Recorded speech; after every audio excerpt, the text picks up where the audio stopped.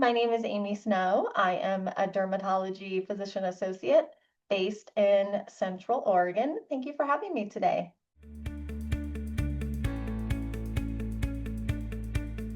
I started Project Happy Face in Southern California, sort of as a side passion project. I had several patients coming in that did not have insurance, and it was very apparent that they did not have the resources for treatments or medications. So, upon talking to them and developing a relationship with them, I learned that they were really, really good students and most likely going to be our future leaders. So I offered to treat their acne for free and cover the cost of all their medications if they promised to smile at strangers and give back to their community once they establish their career. And that lasted for a few years just on the side. And my supervising physician was really supportive of me starting this little situation, I guess. And it just kind of grew from there. And they would bring in their friends. And then soon the school counselors were reaching out to me because they had kind of heard that I was this dermatology provider that was really helping students that maybe were disadvantaged or coming from broken homes or did not have insurance, needed some dermatology healthcare.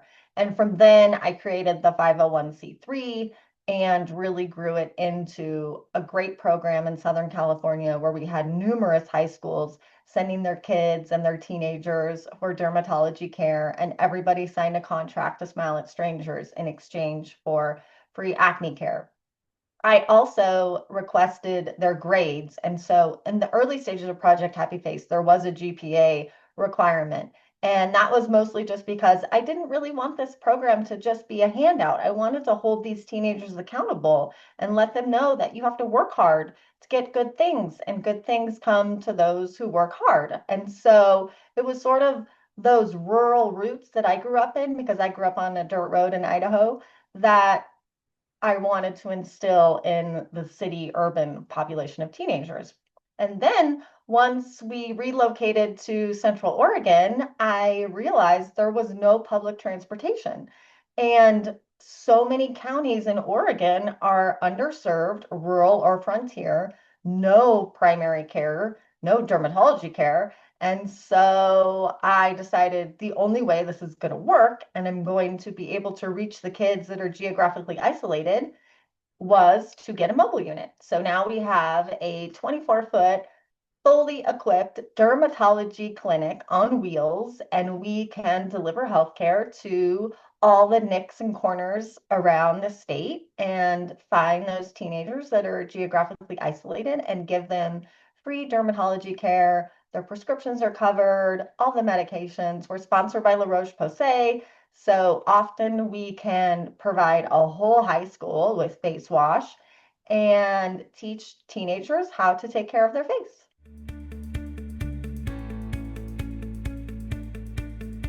Always encourage all providers across the board to step outside the clinic, step outside the exam room, and step into your community and give back.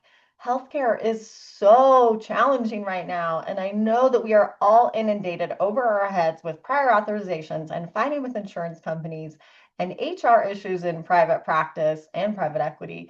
And when you can immerse yourself in the community and give back, it really, really reignites that spark, that flame that we all had when we first graduated.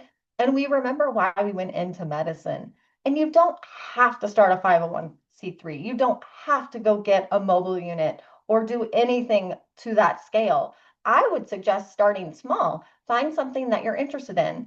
I started with the ski patrol because I'm a big skier. And so every year that I return home to my hometown in Idaho, I would go up on top of the mountain and screen the ski patrol for skin cancer.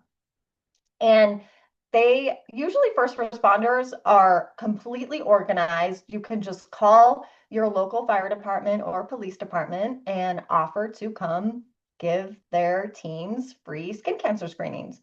Or you can reach out to a local high school and participate with a team. For example, I'm partnered with a cheerleading squad, in a rural area, and they just had no idea about how to fix their acne or what products to reach for. And so that was a really fun collaboration and teaching those teenage young girls how to properly care for their face and let them know that they don't need all of the serums that they're seeing on social media, and just keep it simple. So I think there are a lot of options for providers out in their communities. You don't have to go far, you don't have to commit more than a couple hours a year. And it really, really is the secret to burnout, in my opinion.